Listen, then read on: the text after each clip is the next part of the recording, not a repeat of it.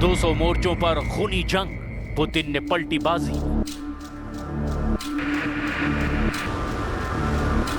Putin ने वाकई रूस यूक्रेन जंग में बाजी पलट कर रख दी है। जिस रूस ने 24 फरवरी 2022 को यूक्रेन पर भीषण हमले शुरू किए थे, आज उसी रूस की शर्तों पर युद्ध विराम की बातें हो रही है।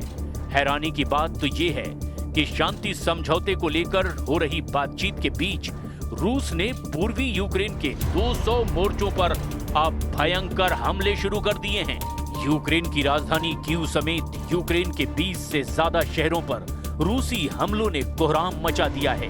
हम आपको दिखाने जा रहे हैं कि कैसे पुतिन ने पहले ट्रंप को अपने युद्ध जाल में फंसाया और फिर यूक्रेन पर तीखे हमले करके 32 देशों वाले नेटो को उसकी औकात दिखा दी है।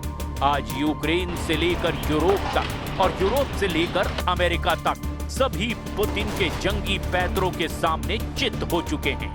हम आपको दिखाने जा रहे हैं कि पूर्वी यूक्रेन के 200 मोर्चों पर कब्जा करके कैसे रूस पूर्वी यूक्रेन के लगभग 55% इलाके पर कब्जा करने वाला है। इस वक्त रूस यूक्रेन के Donetsk, Kherson, Kharkiv, Sumy, Chernihiv, Zaporizhzhia, Luhansk और कुपियांस्क में चुन चुन कर उन इलाकों पर हमले कर रहा है जहां यूक्रेनी सेना सबसे ज्यादा टक्कर देने की कोशिश कर रही है। जबकि कुछ रिपोर्ट के मुताबिक रूस यूक्रेन के पोक्रोवस्क पर 66% से ज्यादा इलाके पर कब्जा कर चुका है, जिसे यूक्रेनी सेना के लिए सबसे गंभीर और तगड़ा झटका माना जा रहा है।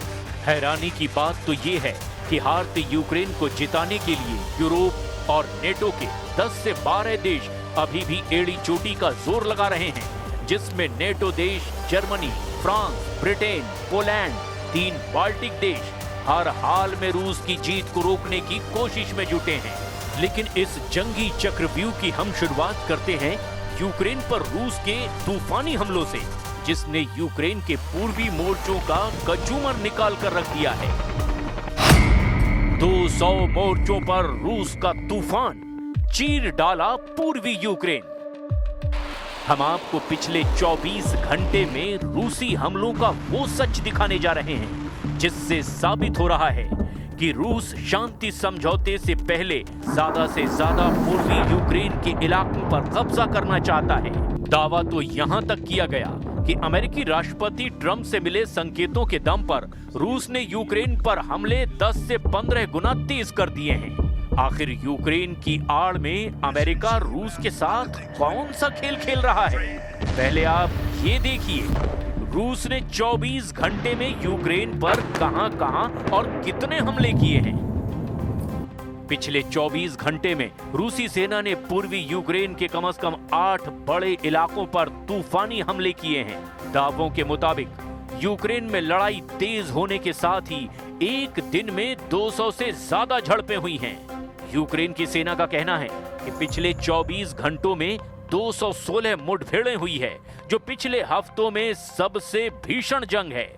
दावों के मुताबिक रूस ने 41 हवाई हमले किए, 100 से ज्यादा गाइडेड बम से हमले किए, 3100 से ज्यादा आत्मघाती ड्रोन से हमले किए।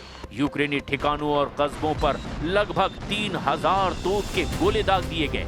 कई मोर्चों पर यूक्रेनी और रूसी सेना के बीच आमने सामने की जंग हो रही है, जिसमें स्लोबोजांस्की, कुपियांस्क, लाइमन, क्रामाटोर्स्क, कोस्टियांटिनिवका, पोक्रोवस्क, होलियापोल और ओरिखीव में भी भीषण लड़ाई और बड़ी झड़पें हुई हैं। सेना ने आगे बताया कि लीमन और पोक्रोवस्क में सबसे ज्यादा खूनी हमले हुए हैं। यूक्रेनी सेना का ये दावा है कि रूस को काफी नुकसान हुआ है। पिछले 24 घंटे में अकेले पोक्रोवस्क क्षेत्र में 126 रूसी सैनिक मारे गए या फिर घायल हुए। यूक्रेन की सेना ने कहा कि सबसे भीषण लड़ाई जापोरेजिया के दक्षिण पूर्वी क्षेत्र के रणनीतिक शहर होलियापोल में हुई है, जहां रूसी गोलाबारी और ड्रोन हमलों में वृद्धि के बीच में सेनाएं जमीन से हर मीटर के लिए संघर्ष कर रही हैं।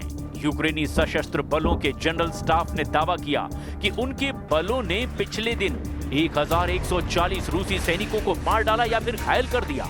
यूक्रेनी सेना ने यह भी दावा किया है कि उसने पिछले 24 घंटे में एक रूसी टैंक, 3 बख्तरबंद लड़ाकू वाहन, 21 तोपखाना इकाइयां, 214 ड्रोन और 2 विमान भी नष्ट कर दिए।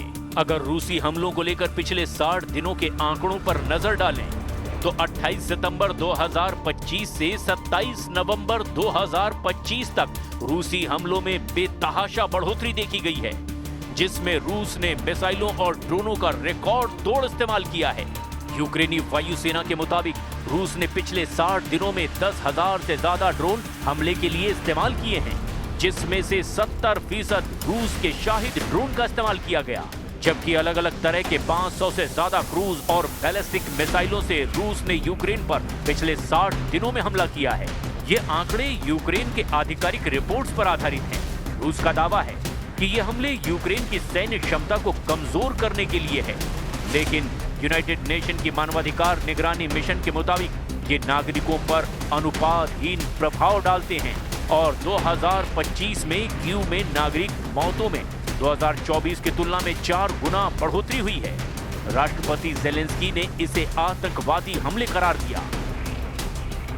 Значит, мы до сих пор получаем заходы о прекращении боевых действий там.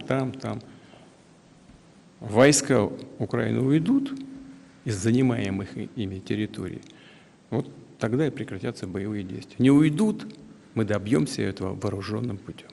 От. Зараз я чую, що розвідки партнерів дають їм інформацію, що російська позиція стала заходити, в тому числі через деяких суб'єктів з України. Це точно не допомагає. Є наша державна позиція, є українська гідність. Рухатись треба так, щоб її посилити, а не підважити. Розраховую, що мене почують зараз ті, кого це стосується. रूसी हमलों से यूक्रेनी शहरों में हाहाकार मचा हुआ है। रूसी सेना ने पूर्वी यूक्रेन के डोनेस्क में वासियुकीवका गांव पर कब्जा कर लिया और पोक्रोवस्क के 66% हिस्से पर नियंत्रण मजबूत कर लिया।